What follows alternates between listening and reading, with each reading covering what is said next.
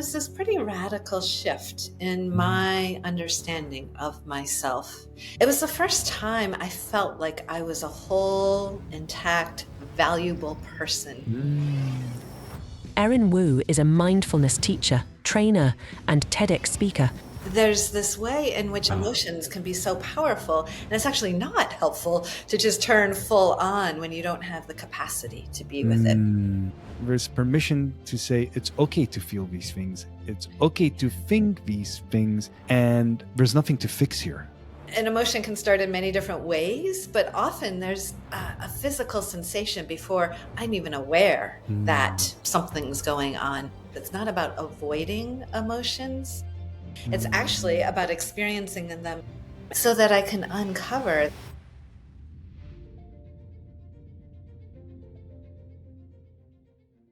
Hello, everyone. I am thrilled to share today's conversation with Erin Woo. She's Assistant Director of Mindfulness and Education at Brown University, a senior mindfulness teacher and teacher trainer and researcher. Her researchers focus on adapting mindfulness to make it more accessible to diverse groups, especially for underrepresented communities. She also presented a TEDx talk about mindfulness and where emotions come from. Join us today as we explore mindfulness, emotion, and what it means to turn to difficult situations using these mindful practices. And by the way, she'll be guiding us through a practice where I'll be sharing a difficult personal experience. And we'll use it to unpack the practice that she'll be guiding us in. Erin, warm welcome to you to the Pause to Elevate podcast. Thank you, Kasim. I'm delighted to be here with you. Thank you. Thank you so much for joining us. You bring such a depth and breadth of experience, and I'm really, really, really excited to unpack so many things. And I wonder, before we go into your journey, you know, you have a TEDx talk about emotions and mindfulness. So I wonder if we can do a little bit about, like, where do emotions come from? Yeah. So that TED Talk was an interesting opportunity right when I first started teaching mindfulness. I was invited to do that. And in retrospect, I wish I had said, hold on, let me get a bit more experience. But anyway, yeah, that TED Talk arose out of my personal entryway into mindfulness, which I guess gets at your previous question Yeah. anyway. I read a book by Pema Chodron called When Things Fall Apart. Yes. I think everyone needs a book on their bookshelf about what to do when things fall apart, because this is my experience of life, that things are going well and then they fall apart. And Yes. then they're going well, and then they fall apart. And there's this idea that should be steady and life should just be even, and I should keep achieving and getting better and better. And yet, the reality is there's sickness, there's lots of challenges in life. Yeah. So I'm reading this book. I know nothing about mindfulness. It's Hmm. quite a few years ago. A friend handed it to me and said, you should read this book. So I read it and I'm blown away by the ideas in this book. And one of the central ones is that when you are experiencing difficult emotions, that you could do something quite contrary to what one usually does. I mean, Hmm. I don't like experiencing emotions. You know, I'm going to move away. I'm going to try to get away from them and not experience them. She suggests this practice of instead noticing that there's a lot of thoughts going on about why this is happening and why I'm angry at you and you shouldn't have done that and why I shouldn't have. Whole story. Yeah. And I can notice that story and I can just put it right aside right here and say, I see you, but I'm not going to engage with you. And then come into your body and notice where you're experiencing that emotion. And that this could somehow be a path for transformation. So I read this book. I was like, wow, that's far out. That sounds interesting, That isn't it? Yeah. sounds Yeah. interesting. That's far out. I got to try this. So within a couple days, things fell apart. Mm. And I was like, great, great. I've been waiting for this. I know what to do. So I went up to my bedroom, closed the door, laid down on my bed, Mm. and I tried to do this. I couldn't. I had no practice to be able to actually let go of the story. I find that when I'm angry or sad, that there's a lot of repetitive thinking, and so it was very difficult Mm. to do that.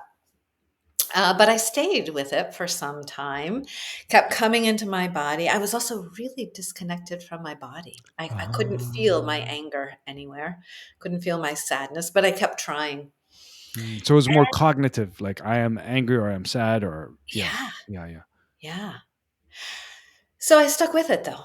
And Mm. I don't know how long it was, but at a certain point, I said, "Okay, I don't really notice anything, but that's it." And soon after that day, I believe, I don't know for sure, but soon after, there was this pretty radical shift in Mm. my understanding of myself in relationship to that situation. But not only that, it was the first time I felt like I was a whole, intact, valuable person. Mm. There had always been this underlying self-doubt, Yeah. fear that I was gonna be discovered as some sort of fraud or something wrong with me, this kind of Mm. hiding and not wanting to be fully seen, and it was the first time that I touched into my wholeness, Oh. which doesn't mean I was perfect and there was nothing I had done wrong in that, particular situation. Uh, but I was doing my best and I was Mm. okay. Mm. So this was pretty transformative for a first time meditating and pretty uh, in terms of what I was trying to do, pretty not successful in terms of following what I understood. Mm. And yet I had this wholehearted intention to do this, and I believe so much of mindfulness practice is around one's intention Yeah. versus any ability to do anything. Because in the end, I can't really do anything.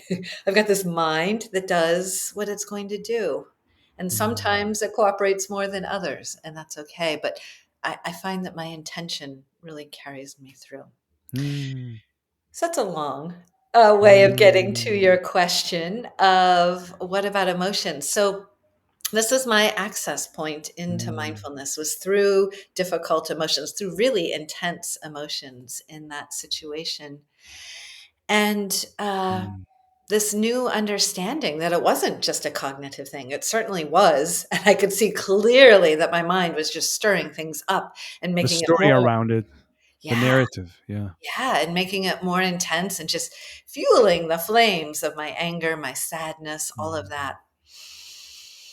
And over time, I stuck with this practice. It's a very powerful practice and began to become aware of emotions in my body, Mm. which is really powerful. I find I'm a mindfulness teacher now. I find that a decent number of people have access to that, but there are a decent number who also Yeah. don't. Yeah.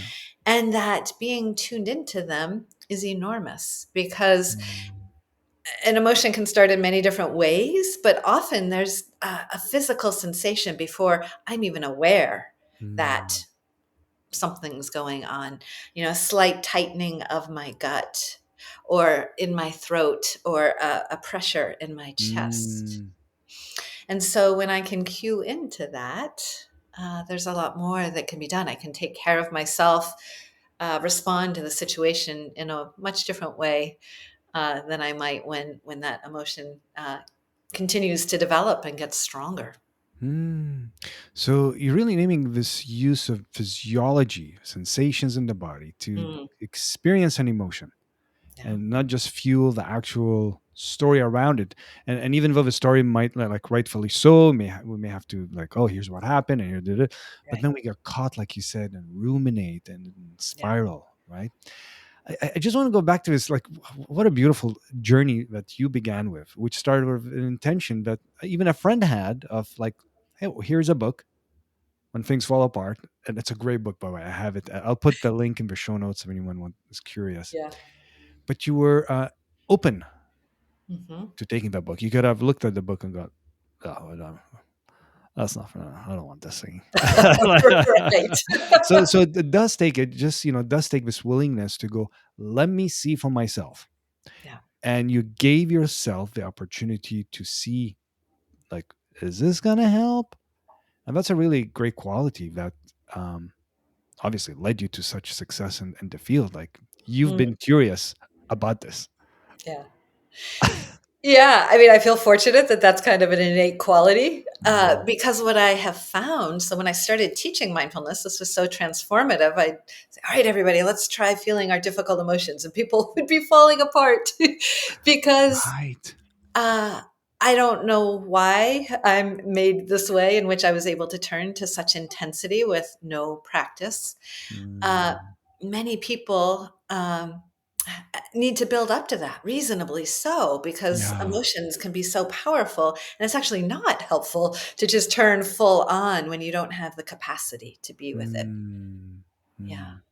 Maybe we'll come back to that later on in terms of like building. And I know in mindfulness based stress reduction and in other programs, it's like, wait, how do you kind of slowly turning to things and, working with everyone's comfort level, not forcing ourselves. This is really important. And kind of, Yeah. so maybe we'll come back to that. But like, you named something as well. I'm curious because you now know what it means.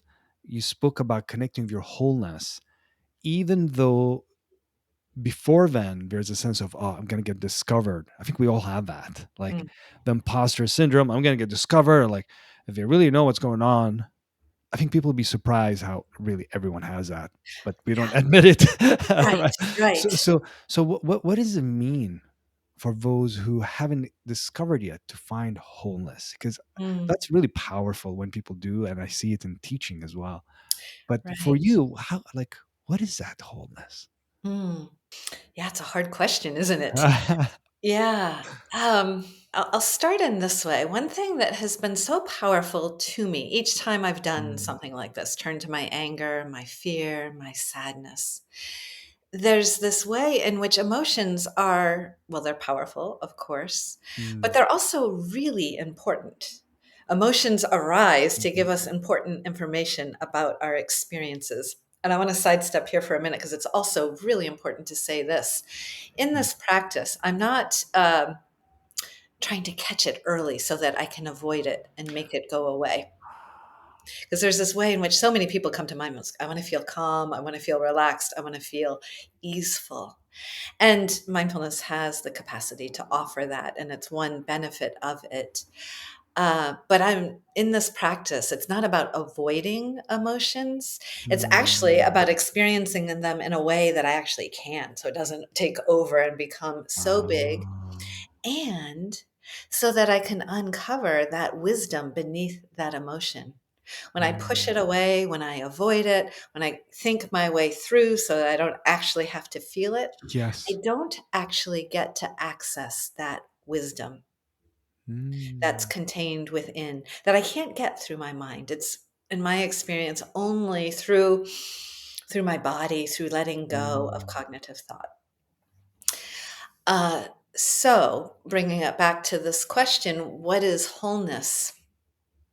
I guess that says something about what wholeness is.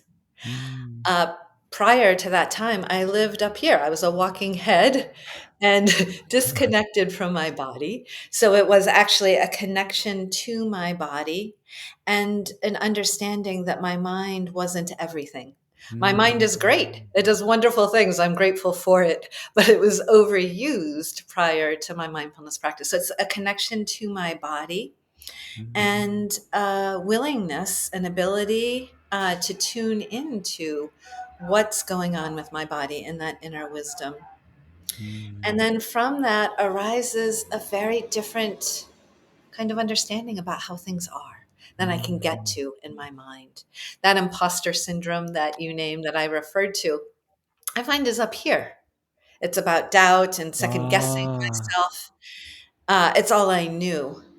And that when I come into my body, and the groundedness and wholeness of my body, there's a very different experience of self. And I don't want to simplify it or make it sound like it's an easy thing to uncover because I mm, don't think it is. I think I got mm, lucky that first time.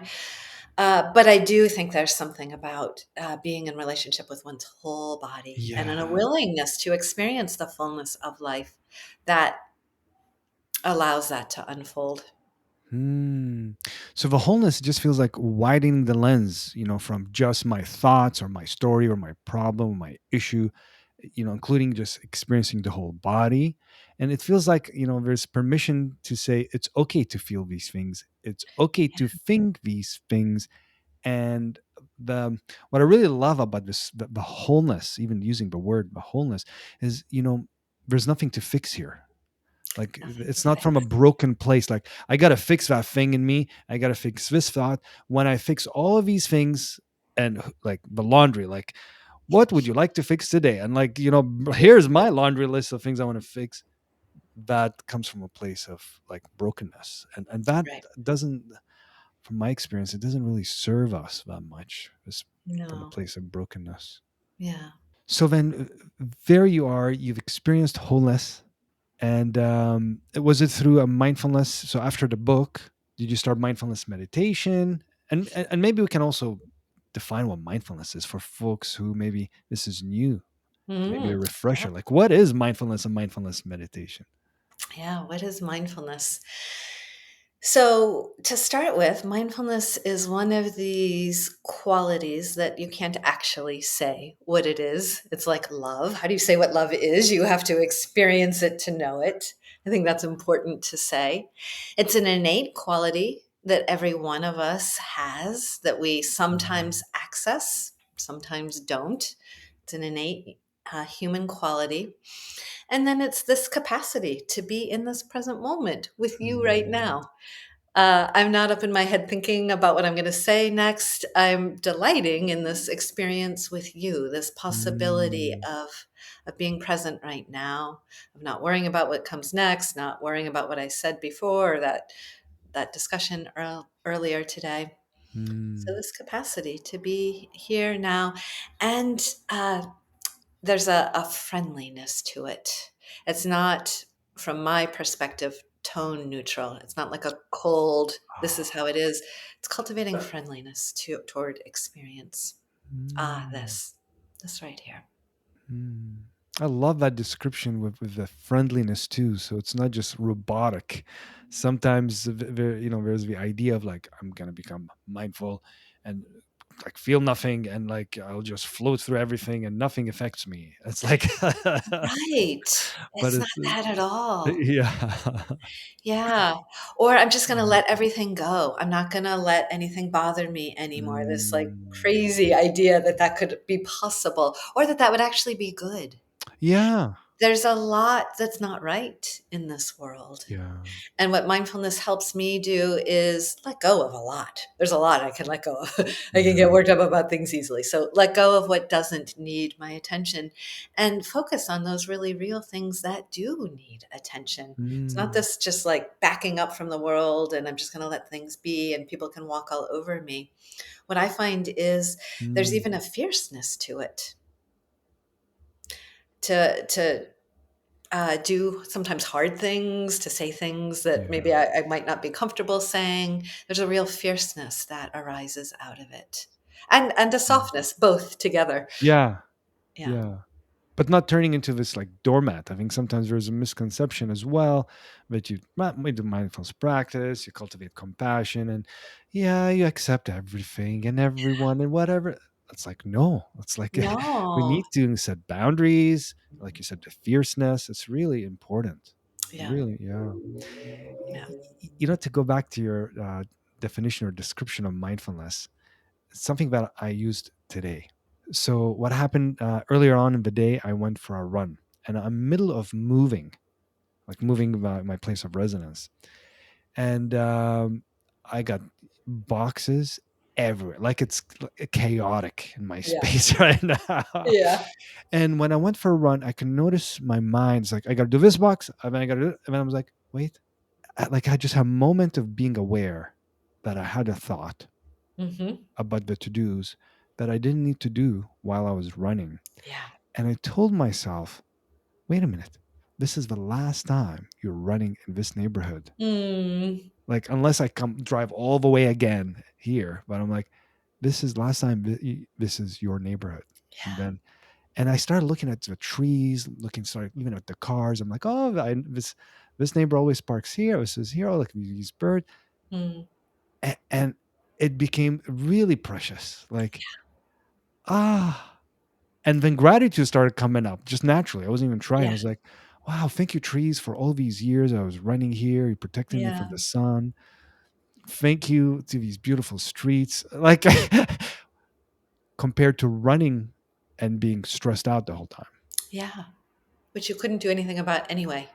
Right. Nothing was going to change, no matter how you thought about them. They were I still going to be can't just tape as up they were. exactly. I can't tape up boxes while I'm running. Like it's just like I have to Yeah. come back.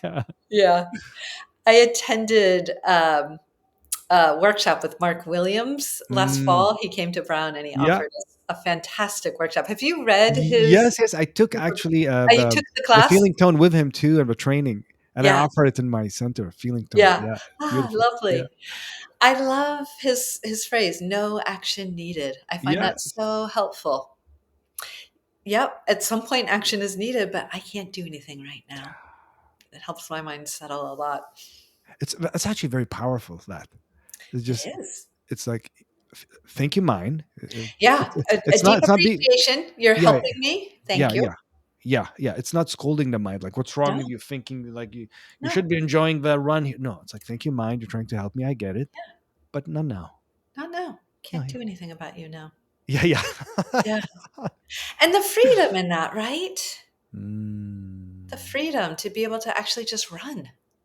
Yeah, and to enjoy it because that'll be like Savor your last run. exactly because once I'm back, I'm packing, and then I sat preparing for us. But it's like that's it. I guess if we unpack something I'm also really interested in, which led me to the practice too, is the benefits of mindfulness for mental health. Mm, And I got into it because I was literally stressed out of my mind, and mm, I had to go and leave from work. And mm, so I'm curious, what would you say, whether it's personally or what you see through all these programs you teach? What are some of the and research too? What are some benefits of mindfulness and mm. mindfulness based stress reduction? Yeah. You teach also. Mm, So many different benefits, and mm, one of the things that I think is so beautiful about it is so many different ones, and who knows what they'll be for different people. But some of them are a sense of greater connection with oneself and the mm, people around them, a greater ability to care for oneself and set boundaries, for example, mm, uh, an ability to meet stressful, difficult situations in surprising, novel, creative ways that wasn't there before. And it is also important to say, and still do the default things also. Not yes, like that yes, we ever will goes fall away. into the default mode. Yeah. Yeah. A greater sense of well-being, concentration. Uh, it's interesting. This one that's coming to mind right now, better sleep. And yet there's Yeah. research that shows that actually sleep decreases when you practice mindfulness. So that one varies.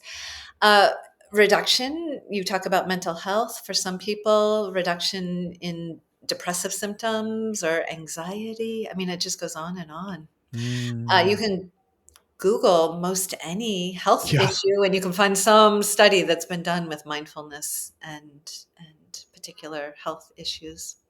Mm.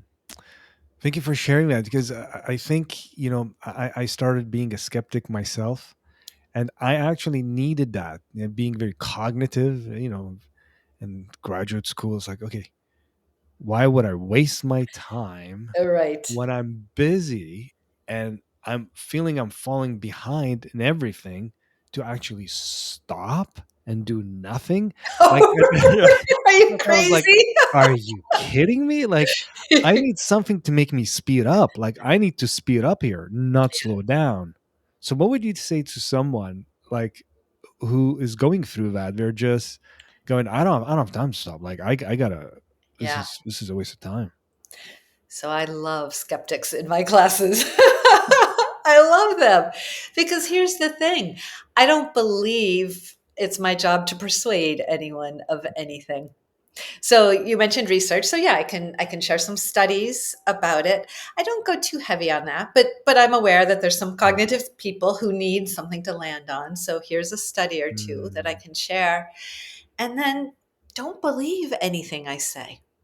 mm, Here's a practice. Let's try it together and see what yeah. happens. Because if nothing happens, if it doesn't help you in any way, then I don't actually think you should do it. Why bother?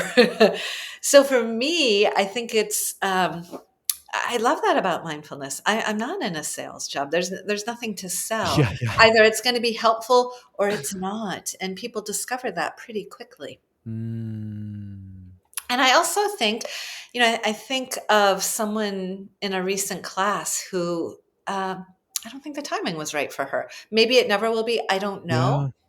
yeah, But she really had a hard time just coming to, like, why am I doing this? Can you refresh my memory? Why am I doing this? yeah, Maybe the time isn't right, but maybe a seed was planted. yeah, But I don't want to try to persuade people of mindfulness. I don't think it's necessary. yeah. That's actually so refreshing because that is um, one of the things that, if we use the word, sold me on mindfulness was that is I explored different practices well, and some, like, oh, there was a lot of like rituals and mindfulness based stress reduction, this 8-week program. And for those who are not familiar with it, we actually both got trained where it was developed, which is University of Massachusetts And Medical you School, were UMass. actually one of my early teachers, Kasim. Yeah, way back in like 18 to 24, right? Like way back. Way, way back. And really, that's what got me so interested. Like, I don't have to believe anything.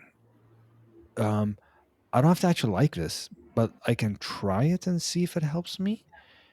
And it freed me. It really did. And the strange thing, like, I got hooked because I Yeah, started noticing a difference in my life and life in clients I was working with and participants in the MBSR program. And yeah, so, thank you for naming that. That's really big. Don't yeah, You don't have to, just check it out if you want. yeah, yeah. It's not, yeah, I think skeptics don't like me so much because I don't want to engage. yeah, yeah, yeah. I don't want to get in an argument over it. I don't know if that's Totally, true or not. totally. But Yeah, I love when people come because it's reasonable. It's reasonable. You it's don't know what reasonable. this is. Check it out and check it out for yourself. You really, Yes. if you're doing a practice with your mind, you really should check it out and determine, is this going to help you or not? Yeah, I think it's important. I share that too, typically in the first or second class when it comes up. So, please keep the doubts. Like, there's nothing wrong with those. Like, they're Yeah. just bringing cure. They want to know.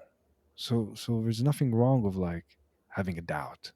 Who Yeah. doesn't have doubts about life and things Continues to like? be part of my mindfulness practice. I don't think there's any escaping them. Yeah, yeah, yeah. So, we're using, like, we're talking about doubt as one sample of an it's an emotion, feeling, I'm feeling doubtful. And we're talked about turning to difficult emotion, which, I wonder if we can go a little more into that, maybe before you guide us into a practice. Like, it feels so counterintuitive for someone who hasn't practiced mindfulness. Right. What do you mean, feel my emotion? I want to run away from everything that I'm feeling, Right. whether it's sadness or anxiety or grief or Right. whatever it is. I want to get rid of those because I don't Yes, like them. I I don't want like to them, feel which is how happy we. and Yeah, love and joyful. Yeah. I just want to feel good and happy. Yeah. So the first thing I want to say Mm, about that is I came to mindfulness to transcend my life. I didn't want to feel any difficult emotions. I wanted a better life. That's why I came. And yeah, I was sadly initially disappointed to find out that's not what it's about.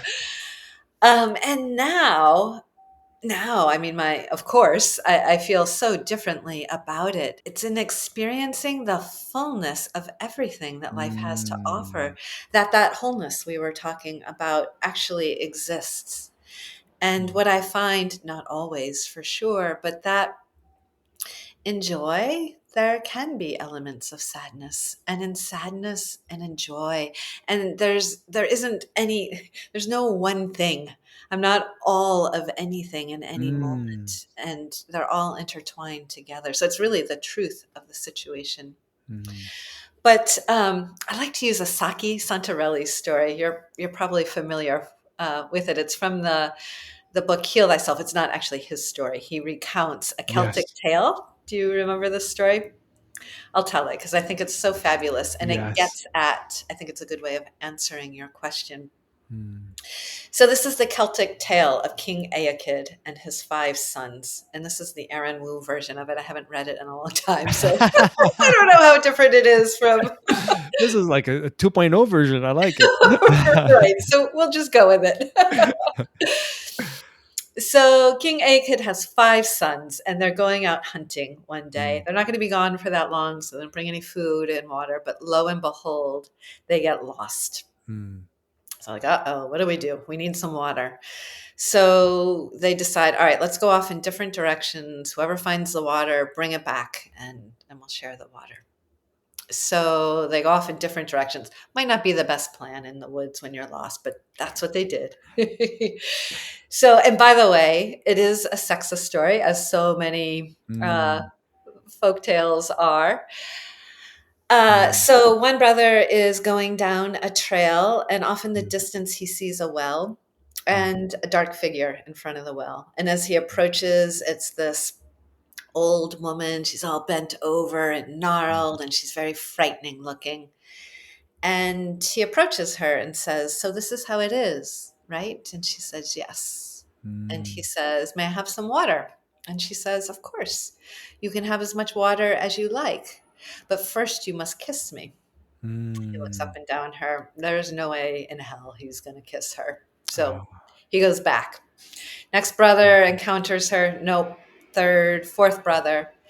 And finally, the fifth brother finds the same situation. mhm, And can I have some water? Yes, as long as you kiss me. And he pauses and he looks at her. And not only does he kiss her, but he embraces her. mm. And in that moment, she spins and swirls and she turns into this beautiful woman with long flowing hair and robes. And she says, "I am King Tara, king of the golden rule. You and your descendant shall have all the riches of the kingdom. Ha, Go and take as much water as you want, bring it to your brothers." And off she goes. mm. So there are a number of things I love about this story. First of all, nothing bad happens to the brothers. They didn't want to kiss her, so they're just thirsty. Yeah, But the brother who does turn to that which is frightening and yeah, scary and unwanted, the one that embraces her instead of turning around, is the one who gets everything in the yeah. world. And it seems like so many cultures have these Mm, stories. I'm curious if you're familiar with one from your background. mm. Uh, in American culture, there's the Frog Prince and Beauty and the Yeah. Beast. Are you aware of any? There isn't one that comes to mind, but That's okay. yeah, Yeah. I hear in my classes sometimes people will share yeah, one. In any case, there's a reason why mm, this story, some version of this story exists in yeah, so many cultures, because there is a fundamental truth in it. yeah, This way in which, when I embrace that which I don't want, yeah. I get, in my case, wholeness. That's for me the riches of the world. I don't think it's Mm. literally the riches of the world that one gets. Actually, it's a beautiful story, a metaphor of turning to unwanted, and it just because there's a visceral, the unwanted scariness. Like I want to avoid this, whether it's physical pain or an emotion. It's like ugh, right? Like that story you shared. There's a visceral and getting so turning to it means accessing and turning to the sensations. Yeah, so appreciate that question. So it's really easy to think I'm turning to it when I think about it. Yeah. But my experience when I think about it is I'm keeping it at a distance. I don't actually want to Mm. feel it. And so if I'm thinking about it and I think how I'm angry at you and well you did this, there's some distance between actually I'm Mm. angry and underneath that I'm so hurt that you did that. Mm. And that when I can come to that level, that's actually the truth of the situation. It's not all of those things. It's the fact that my heart hurts right now Yeah. and I'm hurt. And so when I can come to that level then of actually what's going on, then I Mm. uncover some wisdom beneath it. It could be anything. Who knows what that will be? But in this practice over the years of turning toward, like, it's like I keep reclaiming these parts of myself that I Yeah. didn't know I was missing. And each time I feel more whole. If I was whole before, how do you become more whole? I don't know. But there is this sense of, yeah, becoming more me. Mm. This description you're offering just gave me like a visual because this, connecting with all the different parts of you. Because when things happen in life, it's kind of fragments different aspects of us. Like, oh, I don't like this part, or Yeah, and then we start rejecting aspects in right, ourself. Like, I don't like right. this in me. I don't like this, and then this kind of and traumas happen that kind of impact a sense of self, Yeah, right? And life challenges. And here, how beautifully you described it. It's like reclaiming all these parts. yeah. Like, uh, I'm mm, glad you named trauma because it's really mm, important to talk about trauma too in this context. yeah, Because when there is trauma, there can be really good reason not to turn toward trauma. yeah, The response of the mind body is very protective, of course, and yeah, so uh, especially people with trauma, a lot of care is needed with a practice yeah, like this, and with yeah. with anyone, trauma or not. And most of us have experienced trauma in any Yeah, case. exactly. Whether it's trauma, there's so like it falls into so many different categories. Whether it's war trauma, or it just bullying, or being rejected, or someone saying a painful word in childhood. Or like there's so sometimes people misunderstand what trauma is. Trauma, there's like the small t and the big T trauma. Like there's Right. and they're both significant. Right. They both, like, it's hard to imagine anyone who kind of made it through their teen years, got to their 20s, and haven't experienced some form of trauma. Yeah, And then, exactly. of course, we fall on them. Sometimes it's more severe, but really to honor that, what it is. Yeah. It's okay to. It doesn't disqualify us from exploring different avenues of healing, including mindfulness or counseling Right. or whatever it might be. Yeah. I appreciate that word Yeah, honoring that you just used. Sometimes it's honoring of trauma yeah, to say, no, I can't turn toward this trauma right now. yeah, That can be quite honoring. And other times it's honoring to say, yes, I'm ready to dip my toe in a little bit, perhaps. yeah. So speaking of dipping toes in, I'm I'm wondering if you can guide us through a practice, and and then we can unpack, and I can share what comes up for me Sure. around it. Yeah. And if anyone is curious, you can always come back to this section, listen to this section again. But obviously, if you're driving, making sure you're not operating machinery if you're trying this with us, or driving, and finding a space that's comfortable, you can follow if you wish to follow. Yeah. Yeah, thanks, Kasim. Yeah, I appreciate your willingness to engage in a practice with me because what does this mean? What does it Yeah. mean to turn toward? What does that actually look like? Because it's so hard to understand. So I appreciate your willingness to give it a try. And Thank you. I'm yeah, excited and nervous. yeah, so great to name that. Reasonably so. Yeah, Mm, yeah. So the first thing I always tell people is you are in choice. If at any time it becomes too much, just let me know and we'll stop. mm, That's really important. yeah. That mindfulness is a gentle practice. It's not about, all right, I'm going to do this. I'm going to will myself through whatever this difficulty is. Mm, Because as we've been talking about, mm, there are times when that's not helpful at all. So, yeah. yeah, we'll give it a try. And if it feels like too much at any point, you can let me know and we'll just Sounds simply good. stop. Yeah. So often when I do this kind of practice, I'm engaging with someone and they're experiencing a difficulty. And so I invite them, would you like to practice with this right now? Mm. So I don't know if you're experiencing a particular difficulty right now, or if you'd like to bring one to mind, or maybe you came prepared with one. I have one that happened yesterday, so I have something fresh that happened that Okay. I thought, oh, that might be interesting to, yeah. And when I Okay. bring it, I can feel it right away. It's like, oh, Yeah. yeah. So, Okay. All right.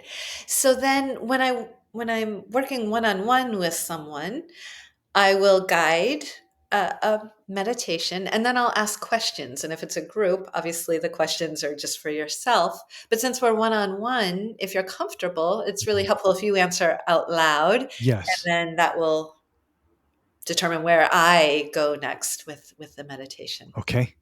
Okay. All right. So you're welcome to close your eyes if you like, cast your gaze downward, whatever is comfortable. You don't have to close your eyes at all. Simply noticing what it's like to turn your attention inward.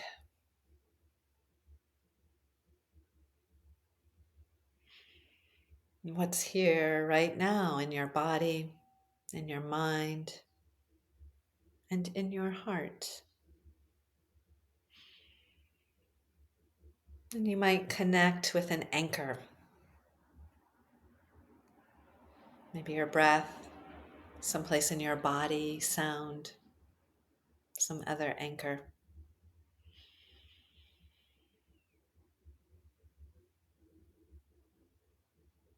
Noticing what that's like as you do that.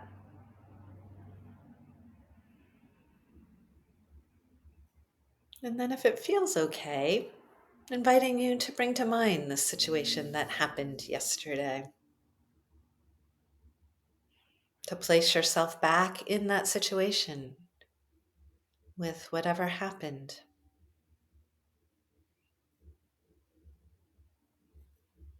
The thoughts that were going on in your mind, emotions. And you already said, you even thinking about it, you could feel sensations in your body. So Yes. just connecting again with that. And is it okay? Is it okay to be with this situation again? Mm, Yeah. And so the first thing is to bring kindness for being in this situation. Chances are you didn't want to be in this situation. It's not what you wanted. And yet there you were. So offering words to yourself, oh dear one, it's okay. It's okay to feel this way.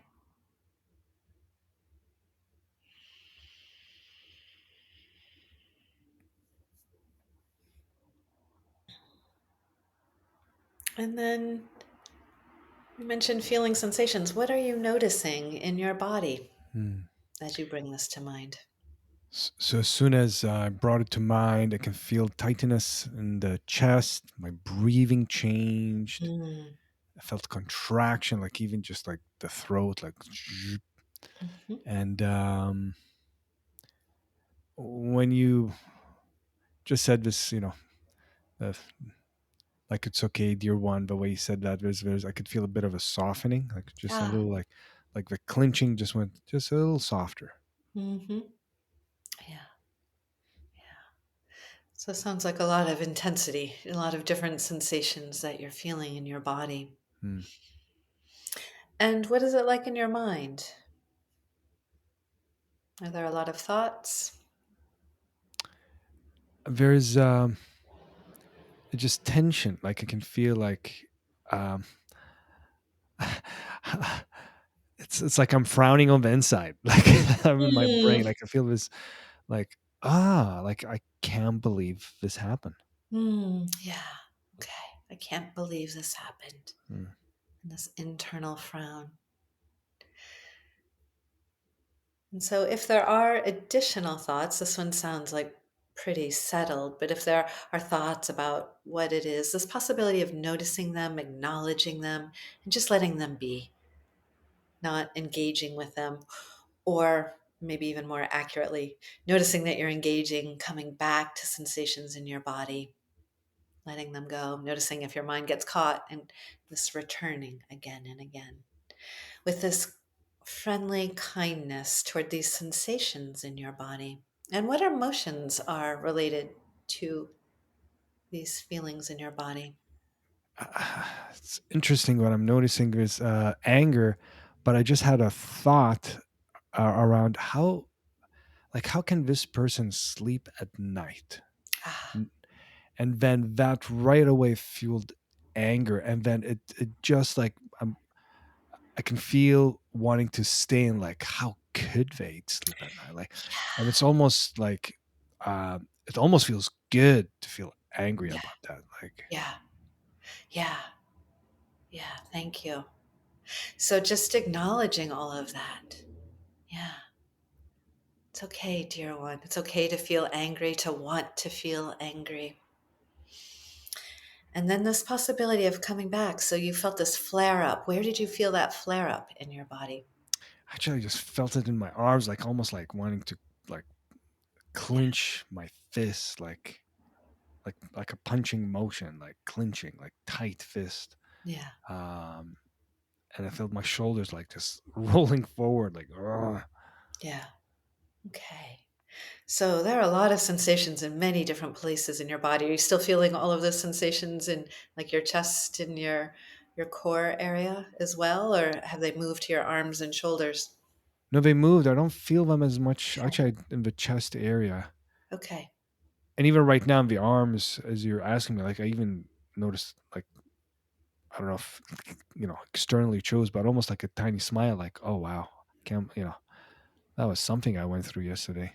Ah, okay. That tiny smile. Mm. And do you feel that tiny smile somewhere in your body? Yeah, just kind of a mouth, kind of mouth region, cheekbones. I could feel the cheekbones softening. Yeah. So then this possibility of opening your attention to your whole body, this smile in your mouth and your cheekbones, this tightness in your arms and shoulders, which is already releasing a little bit, it sounds like. And opening up to this whole body sitting here and noticing places of tension, if they still exist, the smile, and maybe noticing places that feel neutral or even pleasant in your body. And the way in which the mind wants to narrow down to places that don't feel good, might keep going back to tension. This possibility of opening to this whole body here. And what is it like as you open to your whole body? It feels like more spacious, less mind, less fixating on that thought or the event, and I could suddenly hear birds outside. It's like, Ah, oh, there's a nice little sound outside, like, um, and it's almost like more as you're just guiding it, like more space. I can have the anger that feels less, um, and there's sound of birds feels pleasant, and my back support feels kind of neutral. It kind of feels nice. mm, Neutral. hmm, nice to neutral. Yeah, yeah, nice and neutral, like, yeah. Yeah. All right. So just taking a few more minutes then to rest in this more spaciousness of the anger, the tension, the birds, the neutral back, and the way in which this body is supporting all of that.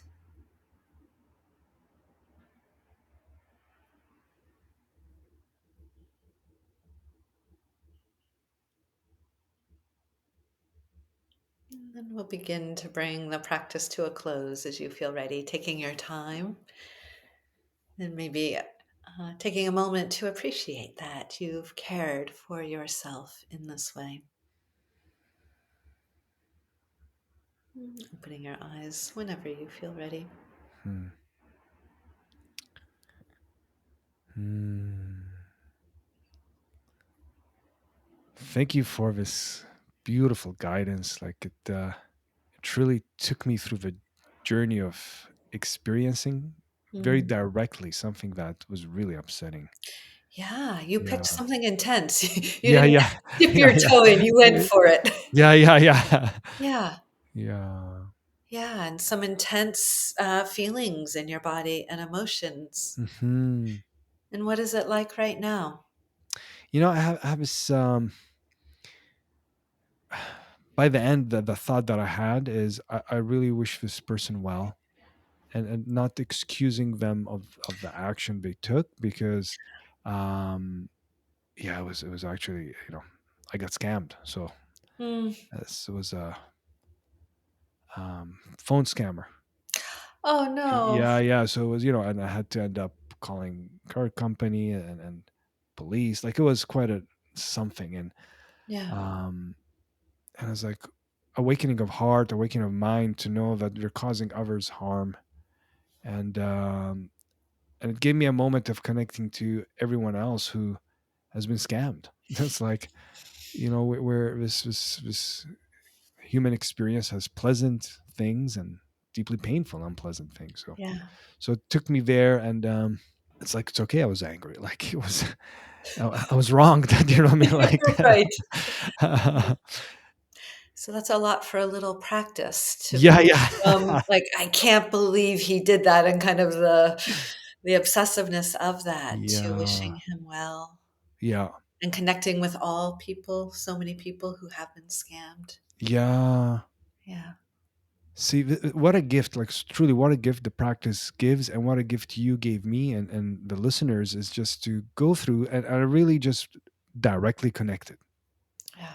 And I wasn't sure exactly, like what's gonna come up, but really, it's like, things will happen in life, and I didn't ask for it. It's actually because I'm moving and needing to set up, and it's here in where I live, it's called BC for British Columbia Hydro, where you get electricity. So I need to set up an account, place I'm moving, and somehow when I googled their number, the scammers had a paid sponsor link that I didn't notice through my phone, Wow. and they took all my information. It's just like, Oh, and then, a couple of days later, I was like, um, how come my account is not set up? I'm moving in like 2 days, 3 days, like. And I called them and they're like, we don't have an account. I was like, what? And then everything, like, boom. So it's that moment of, um and it's interesting, actually, what I noticed too, that the same day I was talking to a friend, and he's like, you're talking about it, but you didn't go into, like, why me, what's wrong with the world. mm, And and I was like, oh yeah, like, it's just what is. yeah, This is just what happened. It doesn't mean it's okay. um but now, how do I navigate that? yeah. And but there was, I thought it was over, but it was apparently leftovers that came up in the practice. So thank you. And it's so often the case. Like, there's Yeah, this, like, I turn toward, I feel like I've resolved it, and then it comes back up, and there can be this waves before it moves all the way through. yeah, I think yeah. it's also important to say, though, to other people, that you clearly are a deep practitioner, and so you have Mm, so much access to mhm, specific feelings in your body, and mhm. being able to turn to something so intense. So Yes, it's just important to name that, thank you. Yes, that it's really other people important. trying something similar. First of all, recommendation would be to start with something much smaller in Yes, intensity. yes, Like a mild irritation can be a really good place to start. yes. Yeah. Well said. Yeah. Yes. And that, as in my case, when I first did this, I felt nothing in my body, and still trying, just bringing my attention there was enough. So I just want to expand the Yes. practice, just because you clearly are a practitioner, and someone newer might have a very different That's experience. right. Thank you for naming that, because for me, it's also what keeps me going. It's like, this is when the rubber meets the road. Like, this is why I practice. I This you is know I why I This is practice. why I practice. I don't Yeah. just practice to feel good in the moment. I practice so when the turbulence happens, and it's gonna happen. Is how Yeah. it supports me. Doesn't mean I'm perfect. Doesn't mean I don't get angry. Doesn't mean, but this is where the practice really has keeps serving me, and that's why I keep being excited and talking to just deep, wise beings who've got experience like yourself. Yeah. It's Oh, thank really, you. no, truly, it's what it, like this was a real treat to Mm, have a conversation, but also like be guided so beautifully. mm. So thank you for that. Oh, you're welcome, Kasim. Thank you. Yeah. Yeah. Yeah. And I think it's important to say that, yeah, mindfulness is this practice of bringing attention, cultivating the ability to focus one's attention. And sometimes peace and calm arises out of that, which is wonderful. Sometimes it doesn't. But in the particular form of meditation that we practice, mindfulness meditation, that's not the end goal. Right. That we're doing, cultivating that ability to place attention so that we can experience the delightful things in life, as well as, in this case, the deeply troubling and anger causing, and to Mm, be able to be with it in a very different way. yeah. That is so important to highlight because it's all of it, this whole range of being human. Like the beautiful things, the gorgeous, just like awe inspiring and deeply Like in painful. your run. Yeah, yeah, yeah, yeah. And then the deeply painful, like Yeah, tragedies. And it's like that is human, yeah, and allowing space for all of it. yeah. Yeah, yeah. You know that our time went by so quickly, and I know we didn't touch into the research you do. Would it be possible just to say a few things for folks to know about this, the underserved communities and the research that you've done? Or Sure. I'll talk about the current project I'm yes, involved in. yes, that'd be great. Yeah, it's through the Tiny Blue Dot Foundation. They've funded us for 3 years. And we have a community partner in Flint, Michigan, Mm, and two other partners out, actually in your neck of the woods in Washington State and Oregon, a police officer, Richard Gorling, mhm. and Tremaine Gaither, who's a mindfulness teacher. I don't know if you know Yes, Tremaine. actually, it's been on the podcast. Oh, I'll right. put the link. Yes. Yeah, yeah. So deep, wonderful mindfulness practitioners, and our community partner, the Crim Fitness Foundation in Flint, Michigan. Mm, And so we are doing a study there where we are bringing together groups of Black community members from mm, Flint, as well as police officers that serve that community, in separate mindfulness classes initially taught by mm, people representative of those groups so that they can learn the practice of mindfulness mm, and, in a similar way, make their way toward the capacity to be with the difficult, because at the end we have an all-day session where we bring the two groups together to have dialogue. And of course, in the United States there are yeah, horrible things happening in policing to yeah. Black people. And so the hope is to reduce implicit bias within both groups and to Mm, engage in dialogue and build connections. And we've done two pilot studies so far that are really promising. And the dialogue and the level of communication that has grown out mm, of those sessions has just been incredibly beautiful and powerful. These people are present and not shying away from like real questions, questioning one another. mm.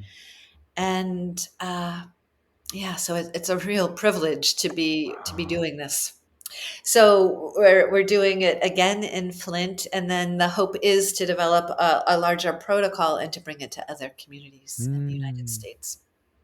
So this is mindfulness in action, Yeah, where connecting communities, where really we can see each other as just like me. We may have differences. There's so yeah, many differences, and we're human, just like me.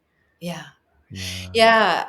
So one of in the first all day session we held, one of the community members said, "This question is for all of you police officers who are Black and brown only." Mm, She said, I want to know how you can be a police officer knowing what you know about the history of policing in the United Mm. States. So that's not a small question. Wow. Yeah. And Kasem, the responses were so powerful. Mm. One officer talking about how he didn't become a police officer. I believe his father had been one, but it never crossed his mind until George Floyd was murdered. Ah. And he said, I need to do something. I need to be a part of the solution. Mm. Another who talked about how every day when he goes to work, he says goodbye to his two children. He doesn't know if he'll see them again. Right. He's Wow. divorced. He doesn't feel like he can even bring a woman into his life because of the risk of his life. And he does it because he cares Wow. about the people in his community. Mm. So to hear these kinds of responses to a question like that, that they first were willing and able to meet a loaded Mm. question and to respond in that way. Mm. So there were deep connections were established. Really important work, and maybe I'll put a link in the show notes too about the previous research and anything else when this one comes out too. Maybe you can send me that. That would be great. We If, have a study coming up very shortly. It's in publication right now. oh, very good. Yeah, please let me know, and I'll put in the show notes. Very beautiful. So, so grateful for the time, for the deep experience, for the sharing your willingness just to be. Mm, And I really appreciate you and thank you for all the work you've done over the years, not just today, but really over the years, and all the people that you've made a difference in their life, and the difference that this will make this mm. Yeah. podcast. So thank you so much. And I'm wondering, any final thoughts as we end for the listeners? Well, I want to thank you as well, Kasim. You're this warm, glowing light, and what a delight to have this conversation with you. I realize it's a podcast and you're asking me questions, but I hope we can have another conversation where I can ask you a lot of Yes. questions about your background and how you came to practice and your particular interests. F- Yeah, Thank you so much. Thanks so much. I'll be up for that too. I would love that. I would love that. And deep appreciation to you too for what you're doing. Yeah. Thank you so much. Really appreciate it. And thank you, everyone, as well, for listening. If you're listening on the audio and if you're watching on YouTube, may your moments be filled with ease and may you be present in as many of them. Thank you. Thank you. Hello there, and thank you so much for stopping by this channel. I hope you find this content useful, and if you do, feel free to hit that subscribe button. It will really help me to reach to more people and keep this content going. Here we are journeying together, and let's see where this takes us.